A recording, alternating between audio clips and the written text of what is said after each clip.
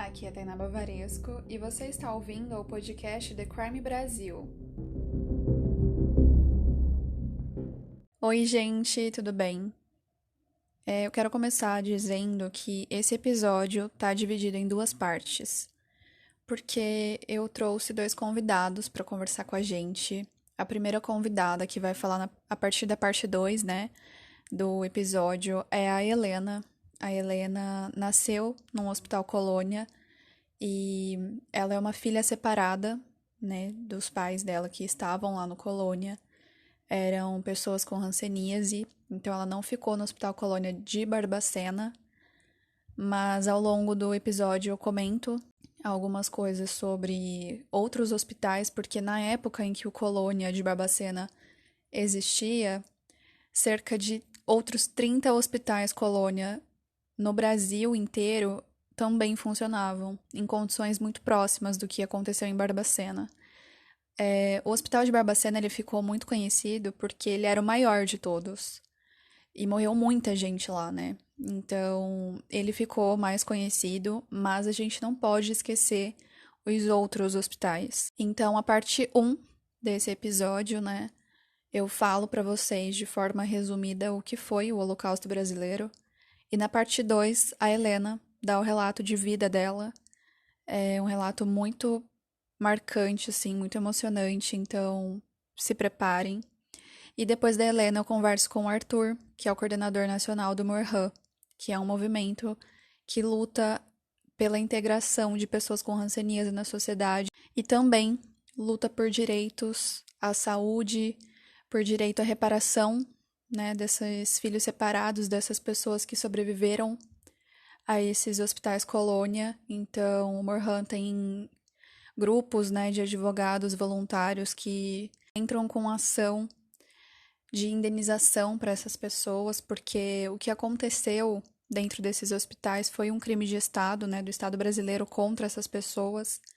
Então, o Morhan luta para que essas pessoas tenham, de alguma forma, as suas vidas reparadas, né? É óbvio que isso a gente não vai conseguir, mas para que o Estado pague uma quantia, né, que no processo é decidido qual é a quantia adequada para que essas pessoas consigam seguir em frente. E antes da gente começar a história de hoje, eu quero muito pedir para vocês para que ouçam o podcast também através da plataforma Orelo, porque ela é a única plataforma que eu encontrei que monetiza os episódios. Então, se vocês começarem a ouvir por lá, eu vou conseguir monetizar 0,03 por reprodução.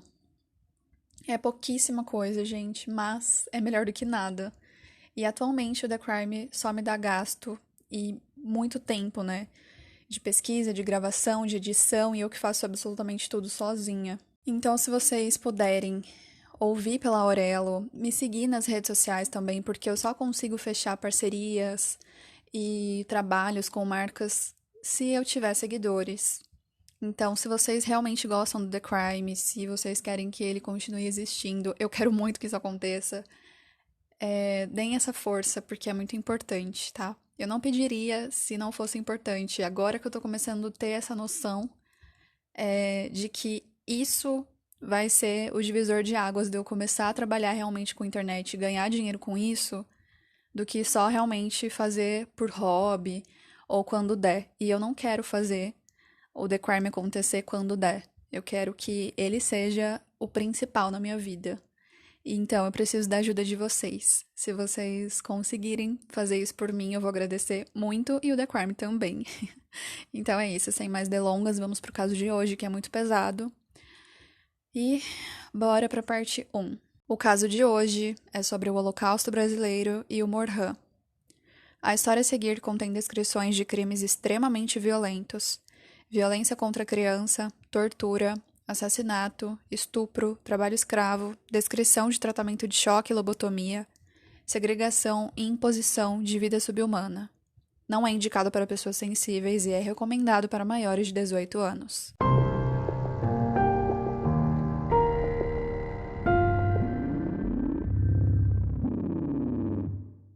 Lá, suas roupas eram arrancadas, seus cabelos raspados e seus nomes apagados. nus no corpo e na identidade, a humanidade sequestrada. Homens, mulheres e até mesmo crianças viraram ignorados de tal.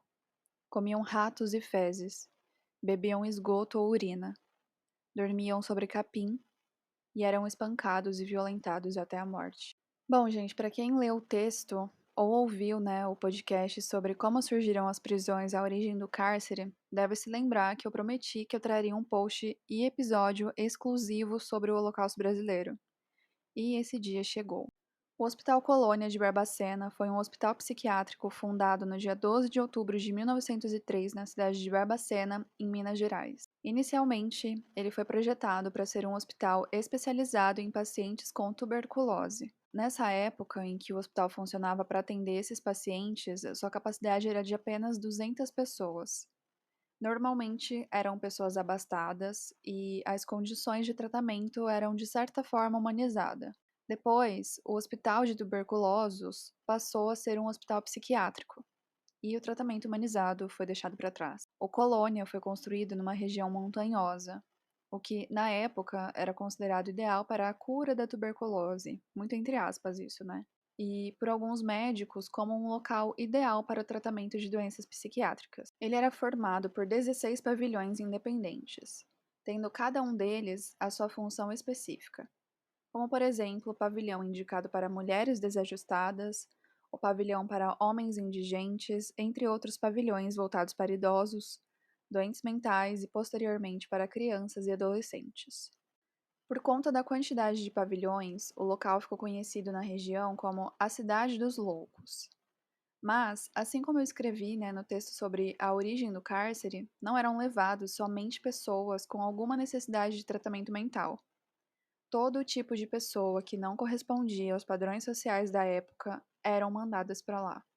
Vagabundos, mendigos, prostitutas, gays, menores infratores, negros, mulheres desajustadas, né, que na verdade eram mulheres que não obedeciam ou que negassem o casamento, normalmente arranjado, mulheres que eram estupradas ou que não eram mais virgens ou que estivessem grávidas. Bom, gente, no caso dessas mulheres enviadas ao hospital, muitas eram criadas de coronéis da região, que eram estupradas por seus patrões. Os coronéis consideravam, né, que essas mulheres eram verdadeiras escravas sexuais deles e, caso elas engravidassem, eram mandadas para o colônia para esconder essa gravidez, né?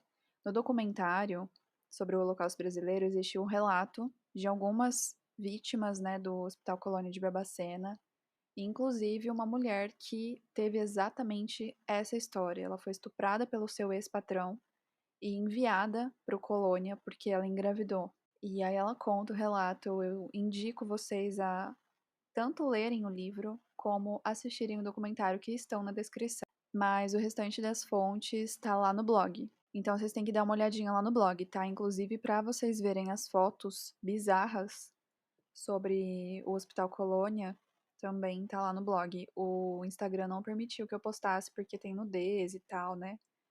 Então, eu consegui postar pouquíssimas fotos por lá. Bom, assim que as crianças nasciam, elas eram levadas para outro local e separadas de suas mães para sempre.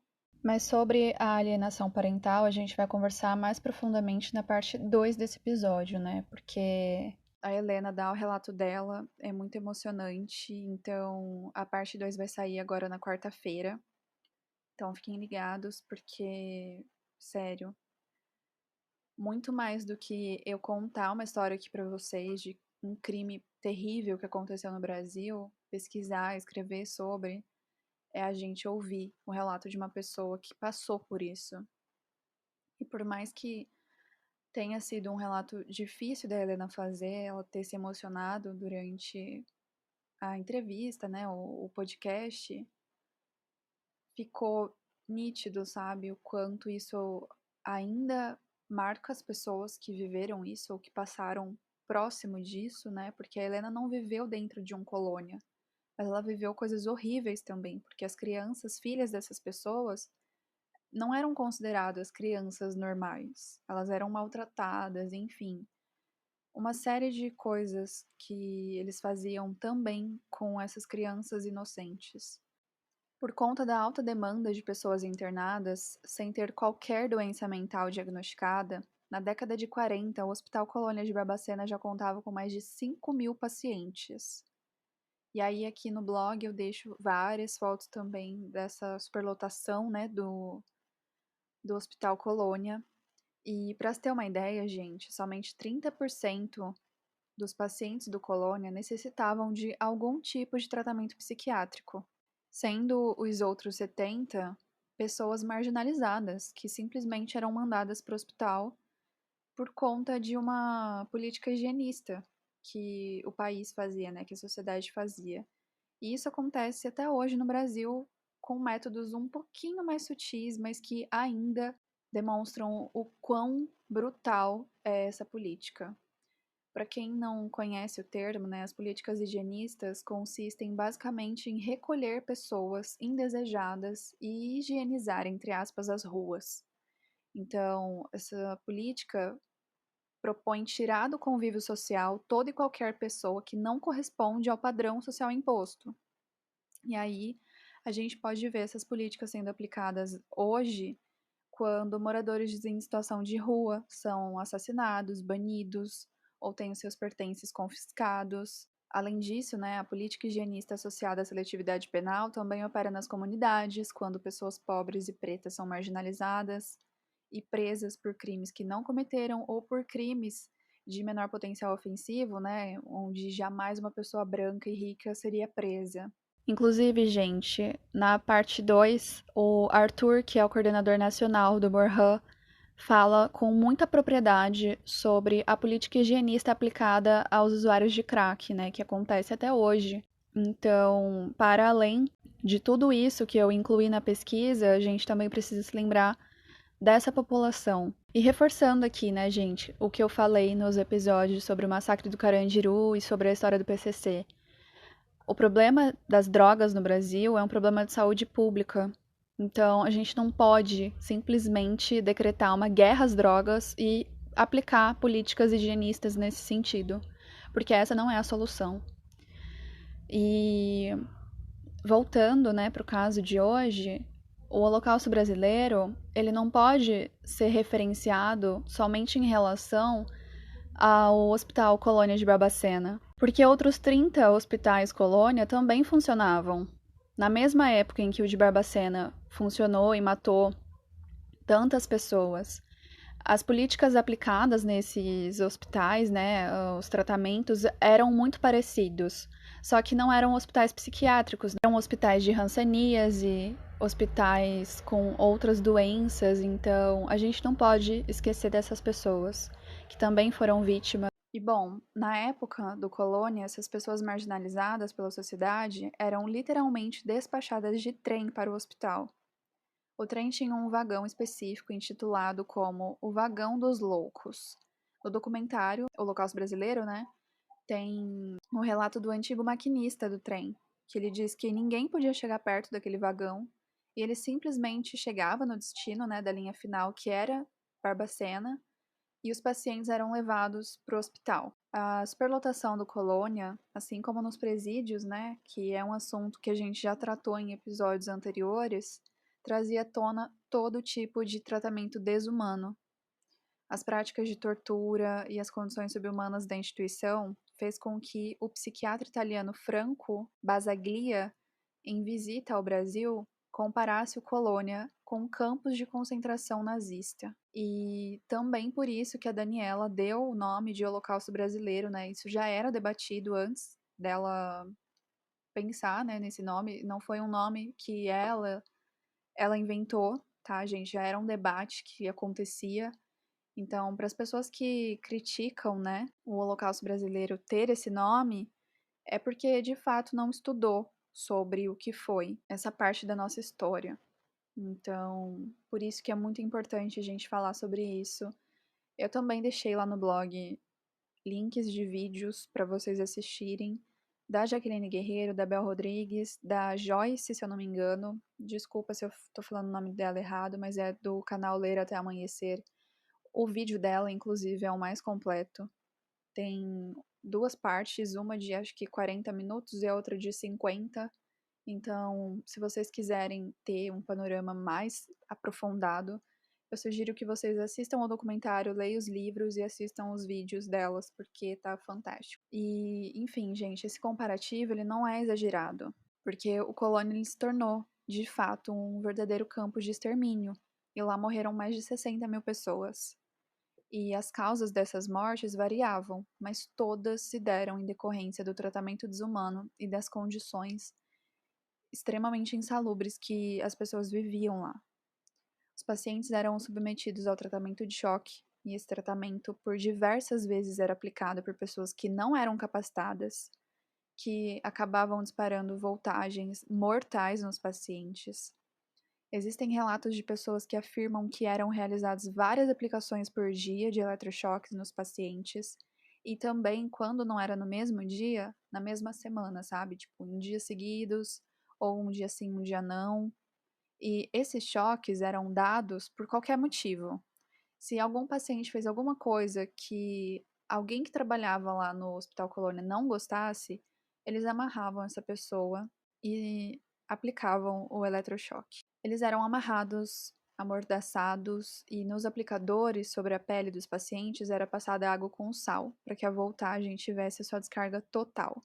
Normalmente eles faziam uma fila, né, na sala de eletrochoque. Então, quando as aplicações eram extremas e o paciente morria ali, os demais conseguiam ver tudo, eles presenciavam isso e ficavam aterrorizados porque eles sabiam que a próxima vez seria deles, né? E, gente, eu não consigo nem imaginar o quão bizarro devia ser isso e o quão apavorado eles deveriam ficar. Pessoas que não deveriam estar ali e para as pessoas, né, que tinham uma doença mental de fato, não merecia esse tipo de tratamento, né? Pelo amor de Deus. E é muito triste a gente pensar que isso aconteceu há pouquíssimo tempo atrás, porque ainda existem sobreviventes. Eles estão idosos, né? Mas os reflexos disso ainda são vividos por eles, né? São revividos. Eles lembram disso com muita dor. A lobotomia também era realizada em alguns pacientes como medida de punição, assim como o eletrochoque, né?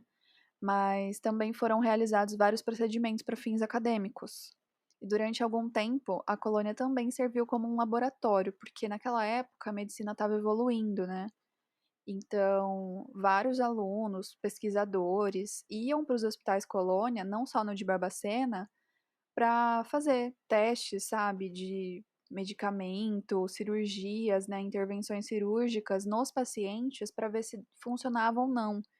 Então, gente, um absurdo atrás do outro, sabe? Eu já falei, né, sobre a lobotomia no caso do Jeffrey Dahmer, porque ele tentou fazer isso por 2 ou 3 vezes nas vítimas dele. Mas a lobotomia é praticamente uma técnica da psicocirurgia, onde há a intenção de eliminar doenças mentais ou modificar comportamentos ditos inadequados, né? No caso dos internos do colônia. Isso é feito através da extração da área central afetada, ou seja, é uma intervenção cirúrgica onde são seccionadas as vias que comunicam os lobos frontais ao tálamo e outras vias frontais associadas. Eu não preciso nem dizer que praticamente todos os procedimentos cirúrgicos que eram feitos nos hospitais colônias eram realizados sem qualquer anestesia. Então era uma sessão de tortura real. O colônia também não fornecia roupas para os pacientes, então a maioria deles ficavam completamente nus. Alguns utilizavam trapos, né, para esconder parte do corpo. Lá no blog tem a foto de tudo, né? Mas para vocês que só estão ouvindo, a única comparação que eu consigo fazer para vocês, para tentar descrever esse tipo de trapo, é a roupa do Dobby, sabe? O elfo do Harry Potter. É isso, gente, só que sem o tênis que o Dobby usava, né? Antes dele ser um elfo livre. E realmente eles não tinham sapato, chinelo, roupa, nada, nada. Os pacientes do Colônia também não tinham cama. Então eles amontoavam palha no chão e se deitavam em montes com cerca de 8 pessoas para se aquecerem durante a noite.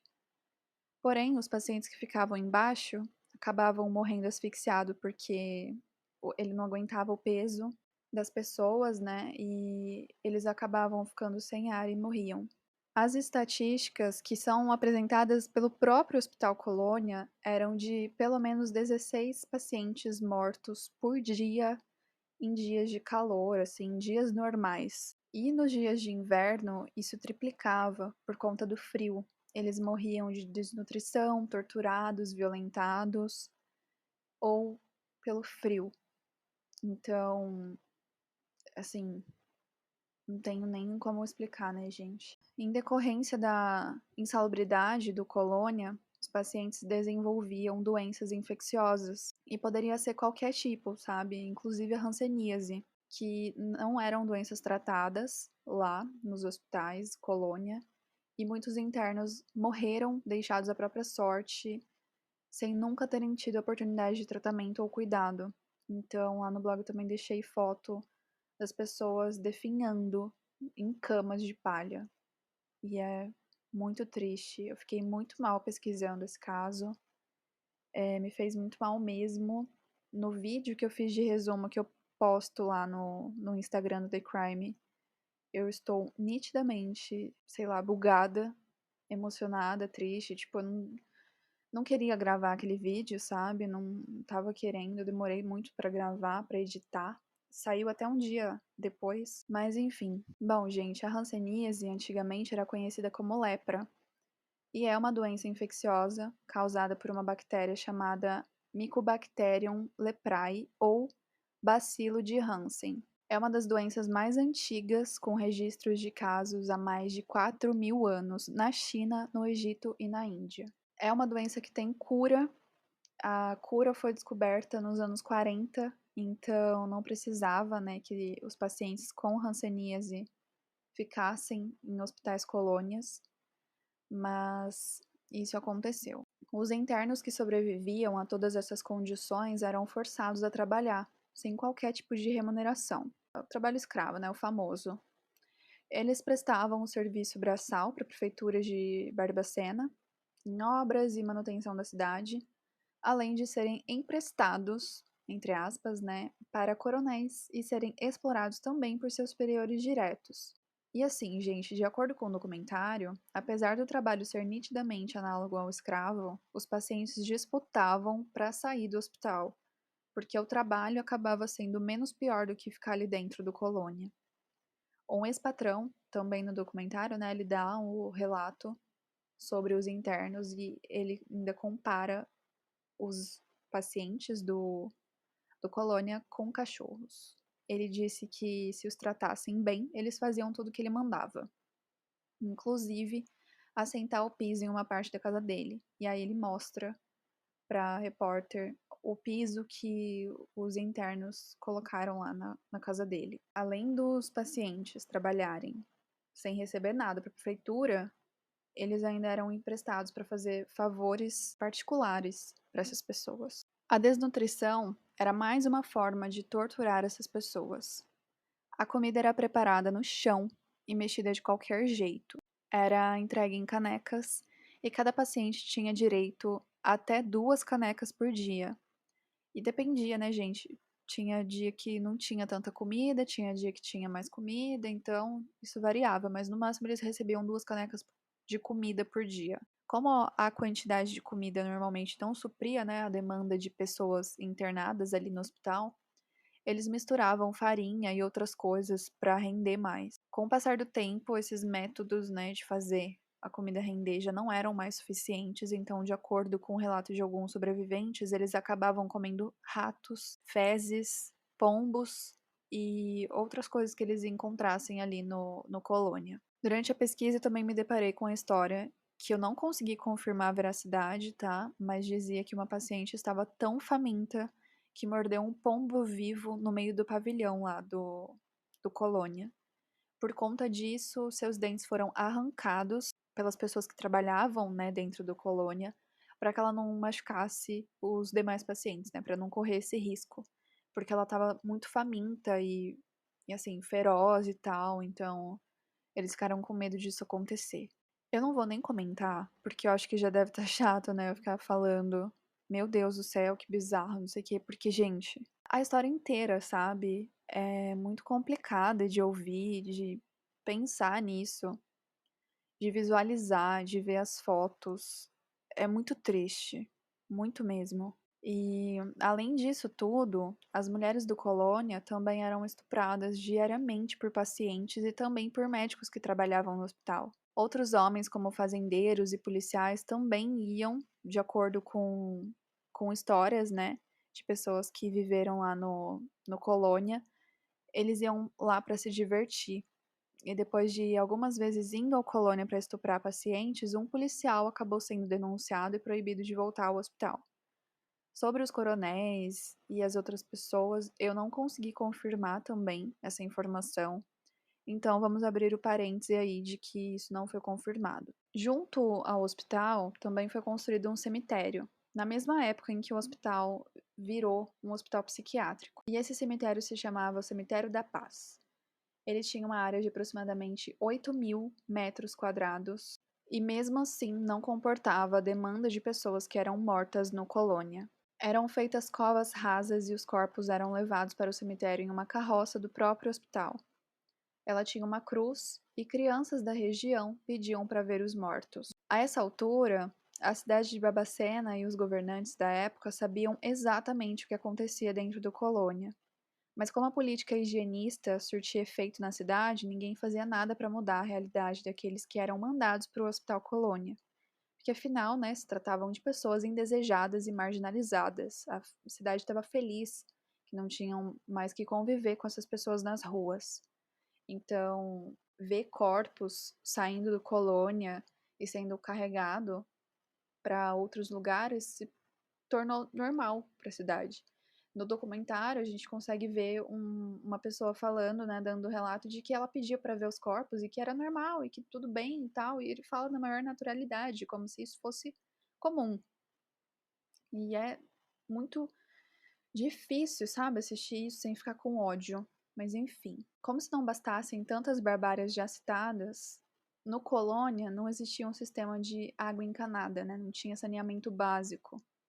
Então os pacientes se banhavam e tomavam água de um esgoto a céu aberto, que ficava dentro do hospital. Além disso, né, gente, imaginem o cheiro que devia ser. Em 1961, o fotógrafo Luiz Alfredo, da revista O Cruzeiro, que na época nessa revista era a principal revista do país, então era muito importante, tudo que saía lá era referência. Então, esse fotógrafo retratou a realidade dentro do hospital, trazendo a público o que ocorria no interior dos muros do Colônia. E aí, nesse momento, o Brasil e o mundo ficou sabendo o que acontecia lá. A matéria contou com 8 páginas na revista, e nessa época alguns movimentos de luta e de promoção de direitos humanos começaram a surgir. Porém, não surtiu o efeito desejado, né? E ao longo do tempo essas condições continuaram as mesmas. O Luiz também aparece no documentário, e ele fala bastante coisa, né? Mas eu não consigo trazer aqui tudo para vocês. Então, eu vou falar uma parte do que ele falou sobre esse dia que ele foi documentar em fotos, né, o que acontecia lá. Ele disse que fotografar o Colônia foi o trabalho mais difícil da vida dele. E que de tudo que ele viveu lá dentro, o cheiro era a pior coisa, e que ele se lembra do cheiro só de lembrar. Pra gente conseguir ter uma ideia do que era esse cheiro, era uma mistura de cheiro de esgoto a céu aberto, da insalubridade extrema, porque não existia limpeza lá dentro, o cheiro dos pacientes, né, porque eles não tomavam banho, o cheiro dos doentes que definhavam até a morte e o cheiro dos cadáveres se decompondo, porque o hospital não conseguia mandar todos os cadáveres que morriam logo que acontecia. Então, alguns ficavam lá no convívio mesmo dos outros, aguardando ser levado para o cemitério. E também eram feitas covas rasas, né, que alguns corpos ficavam, inclusive, descobertos e se decompondo assim, sabe? Como se não fossem nada, sabe? Como se não fossem ninguém. O Luiz também lembra de um diálogo que ele teve com uma criança, que a criança perguntou pra ele se ele não queria ser o pai dela. E aí, nesse momento, a criança começa a chorar e ele registra uma foto muito emocionante que aparece no documentário, mas eu não consegui encontrar no Google pra colocar no blog lá pra vocês. Mas eu deixei o link do documentário, tá? Então assistam, porque vale muito a pena.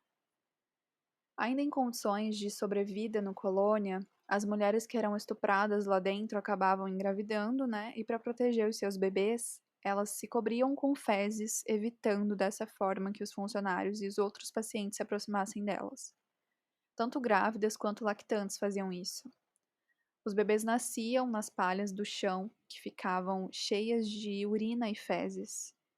E as mães se cobriam dessa forma porque depois do nascimento seus filhos eram levados para orfanatos e outras casas de abrigo, né?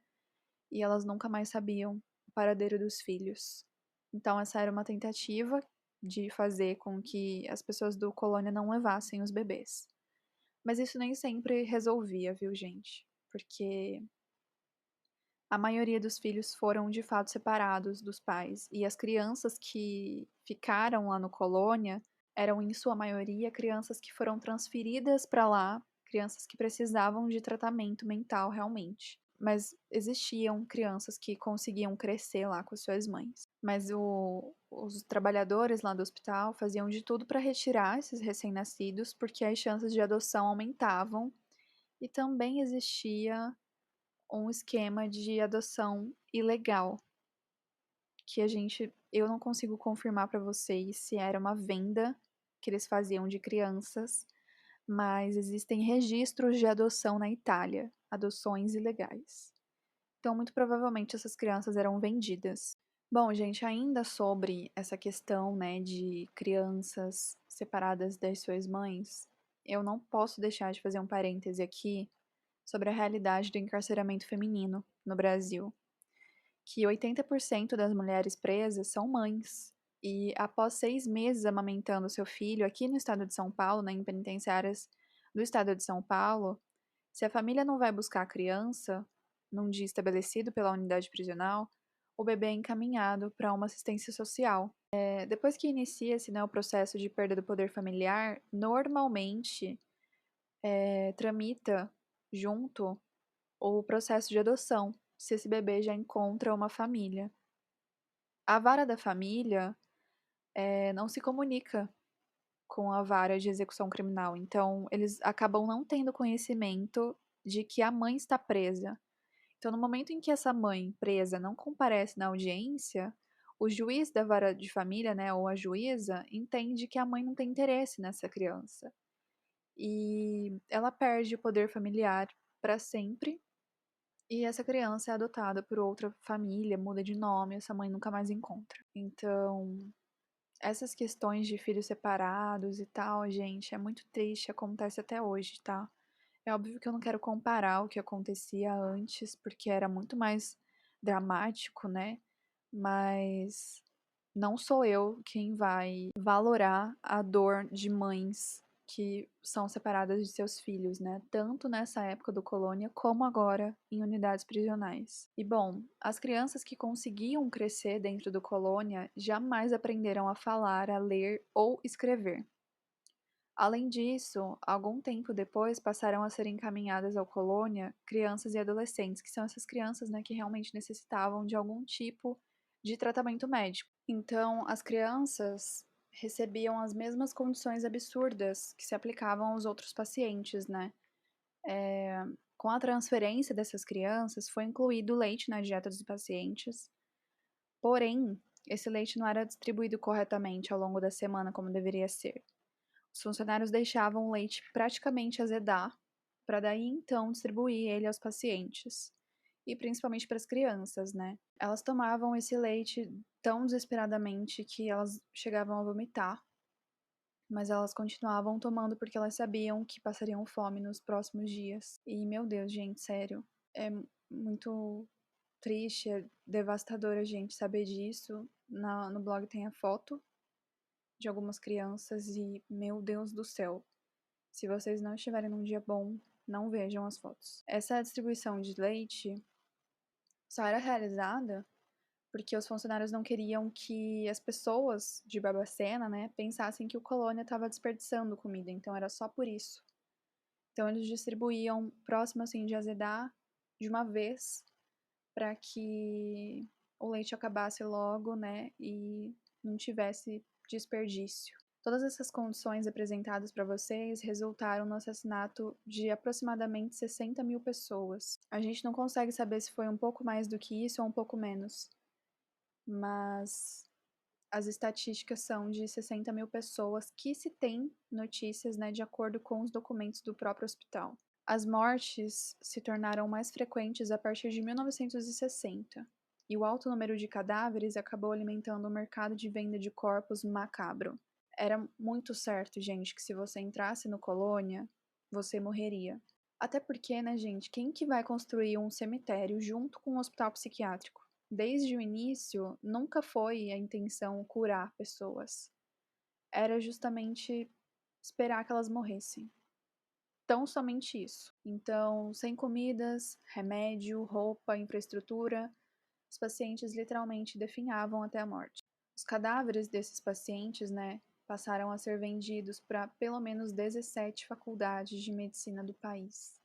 Entre elas, a UFMG, que adquiriu cerca de 543 corpos entre 1969 e 1980.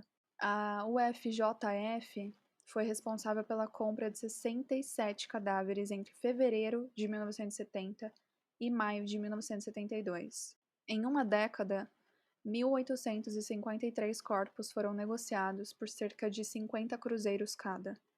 O valor atualizado, corrigido, né, pelo Índice Geral de Preços, é equivalente a R$ 185 por corpo. Na remessa de 45 cadáveres para a Faculdade de Medicina de Valença, ocorrida entre 4 a 19 de novembro de 1970, os corpos foram negociados por 2.250 cruzeiros o lote. Se nós corrigirmos esse valor para real, o valor do montante sai por R$ 8.338,59. Esse dinheiro, gente, ele não ficava para o Estado ou não era revertido para melhorias no Hospital Colônia. Era literalmente embolsado pelas pessoas que trabalhavam lá e por políticos que faziam toda essa tramitação, né, de corpos e essas negociações serem possíveis. Existem registros, né, de vendas no documentário, a jornalista até confronta um dos psiquiatras que trabalharam lá no Colônia, porque ele nega que eles fossem vendidos, né, os corpos dos pacientes.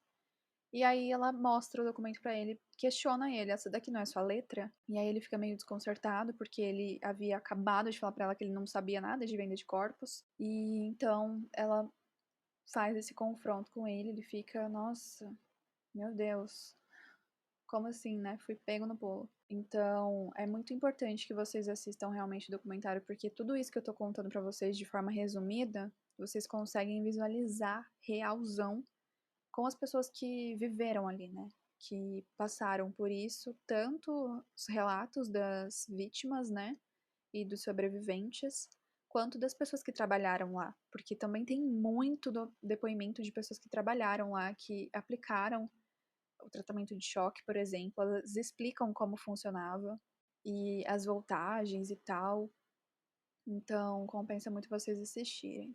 Em uma década, a venda de cadáveres atingiu quase 350 mil cruzeiros, fora o faturado com o comércio de ossos e órgãos depois, porque o fornecimento de peças anatômicas dobrava nos meses de inverno.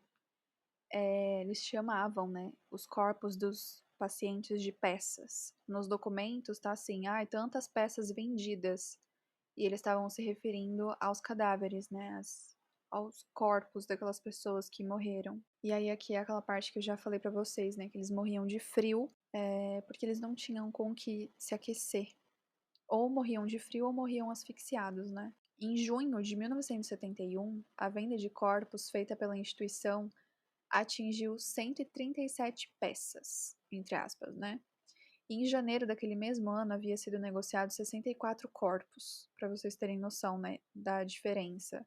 Em junho, que é uma época de frio, 137 corpos. E no início do ano, que é verão, 64. Com o tempo, as faculdades passaram a ficar abarrotadas de corpos e foram perdendo o interesse nas peças inteiras, né, nos corpos deles inteiros. Então, as pessoas que trabalhavam no Colônia passaram a decompor os cadáveres em ácido no pátio do hospital. Os demais pacientes presenciavam tudo e os corpos ficavam lá, no pátio, expostos até que eles conseguissem retirar a ossada para comercializar. Somente na década de 80 que o comércio da morte foi encerrado, porque ficou conhecido, né, na época como comércio da morte. Ele foi encerrado por algumas iniciativas de movimentos individuais de psiquiatras que descobriram, né, o que acontecia. Algumas faculdades que compraram os corpos descobriram como os pacientes eram tratados lá. Aparece isso no documentário também. Eu não sei se eu acredito muito nisso, né? Porque, cara, como que você recebe um corpo extremamente desnutrido, machucado, ferido daquela forma e você não desconfia que alguma coisa tá errado? Uma quantidade tão grande de corpos vindo de um único lugar? Eu acho que é um pouco de conversa para boi dormir, né? Mas quem sou eu, não é mesmo? Mas então, esses corpos que não eram comercializados, né, acabaram permanecendo nas covas rasas do cemitério da Paz, que foi desativado por saturação. E por saturação, eles querem dizer que o local não comportava mais corpos porque já tinha atingido seu limite de espaço. Ao longo dos anos, os seus túmulos foram depredados, mas o cemitério existe até hoje. O Hospital Colônia foi oficialmente fechado no fim dos anos 80 e poucos sobreviventes foram transferidos. E também, né, no livro Holocausto Brasileiro, a gente se depara com os relatos emocionantes desses sobreviventes. No documentário também tem, tá, gente? O link tá na descrição, como sempre. Os sobreviventes e os filhos dos sobreviventes acabaram desenvolvendo a hanseníase, né, em alguns hospitais do país. E também existiam os hospitais colônia de hanseníase, né, e de outras doenças. Então, algumas iniciativas foram tomadas para que essas pessoas fossem tratadas de fato e acolhidas. Bom, então no dia 29 de março de 1995, o Brasil determinou, através da Lei 9010, que o termo lepra e seus derivados não poderiam mais ser usados na linguagem empregada nos documentos oficiais da administração centralizada e descentralizada da União e dos Estados. E aí então, né, adotou-se o termo hanseníase, pessoas com hanseníase, e não mais leprosos ou lepra, como era feito, né, de uma forma extremamente pejorativa e com a finalidade de excluir essas pessoas, de segregar essas pessoas, né.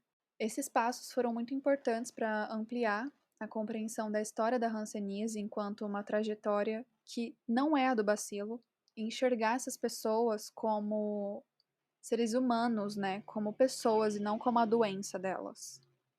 Então, nesse cenário, o Morhan já trabalhava para possibilitar que a hanseníase fosse compreendida na sociedade como uma doença normal, com tratamento e com cura, eliminando assim todo o preconceito e estigma em torno da doença. O Morhan é uma entidade sem fins lucrativos que foi fundada no dia 6 de junho de 1981. Esse ano ela fez 40 anos. E as suas atividades são voltadas para a eliminação da hanseníase através de atividades de conscientização e foco na construção de políticas públicas eficazes para a população. O Morhan também luta até hoje pela garantia de direitos e respeito, né, principalmente direitos humanos e direito à saúde das pessoas atingidas pela hanseníase e seus familiares. E essa foi a parte 1 da história sobre o Holocausto brasileiro. Eu espero vocês na parte 2, que vocês vão ouvir o relato da Helena, que é uma filha separada, nasceu em Hospital Colônia, dá um relato emocionante e muito forte, então estejam preparados. E depois o Arthur, falando brilhantemente sobre o Morhan e todo o movimento de luta que essas pessoas, né, filhos de internos, né, e pacientes de todos os hospitais colônias do Brasil lutam até hoje. É um movimento lindo que precisa de voluntários. Qualquer pessoa pode se tornar voluntária, viu, gente? Lá na parte 2, o Arthur fala todas as redes sociais, como pode ajudar. Então, é dessa forma que a gente constrói um país melhor do que a gente tem e melhor do que o Brasil foi. ajudando e lutando para que as coisas mudem.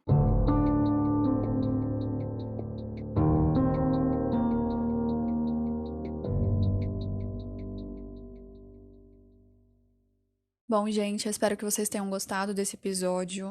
Não foi um episódio fácil pra mim, de verdade. Sei lá, gente, eu não consigo explicar, sabe? Porque para além, né, da história, ter um carinho muito grande por uma pessoa que foi vítima disso e que precisa lidar com isso todos os dias é muito difícil, sabe? Então, eu espero vocês na parte 2, que vai sair na quarta-feira, dia 25 agora dessa semana, dia 25 de agosto, né, de 2021. Então, fiquem atentos. Provavelmente vai sair às 18 horas também, como todo episódio.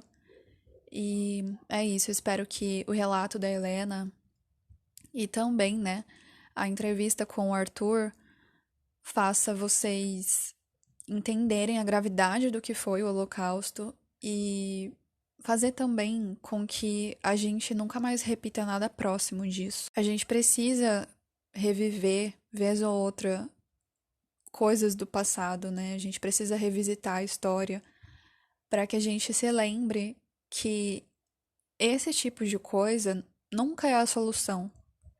A gente precisa fazer com que a história nos mostre que nós podemos ser melhores agora.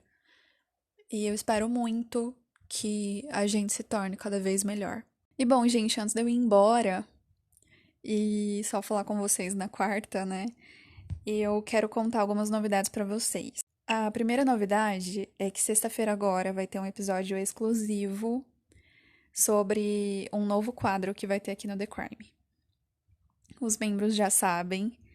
Eu recebi feedbacks muito incríveis dos membros, então eu tô muito feliz porque é muito legal quando as pessoas gostam de alguma coisa que a gente pensa, né? Então, tô muito feliz, tô esperançosa, assim, ansiosa e confiante com esse novo quadro. Eu espero muito que vocês gostem. Eu acho que vai ser muito da hora pra quem gosta de coisas macabras e perturbadoras e não sei o quê. A revolta dos cachorros aí voltando com tudo, meu Deus. Mas enfim, aguardem, porque sexta-feira é o dia. Vai sair às 18 horas também o episódio, então fiquem de olho. Lá no Instagram eu vou soltar alguns spoilers durante essa semana. Então fiquem atentos e atentas, porque né, o maior público aqui do The Crime, inclusive, são mulheres, então fiquem atentas. E a outra novidade é que no próximo mês eu vou fazer um especial do dia 11 de setembro de 2001. Para quem não sabe, né, o 11 de setembro foi o ataque às Torres Gêmeas, o Pentágono, lá nos Estados Unidos. E aí vai começar no dia 2 de setembro com a história da Al-Qaeda. No dia 9 de setembro vai ser sobre o dia, né, do ataque às Torres Gêmeas, ao Pentágono mesmo, né, o 11 de setembro, o famoso. E no dia 16, a crise humanitária do Afeganistão. Então, para quem não tá entendendo nada sobre isso, aguardem que em breve vai sair. E, gente, essas datas são referentes ao dia do post do blog, que sai toda quinta-feira. E os podcasts saem na segunda-feira subsequente. Então, se atentem a isso, ok? No texto sobre a crise humanitária do Afeganistão, eu vou falar sobre o Talibã, então fiquem tranquilos, tá bom? E agora sim, gente, um beijo pra vocês. Todas as informações do episódio de hoje estão na descrição. Me sigam nas redes sociais. E boa semana pra vocês, boa segunda. E eu espero vocês na quarta-feira. Um beijo, tchau.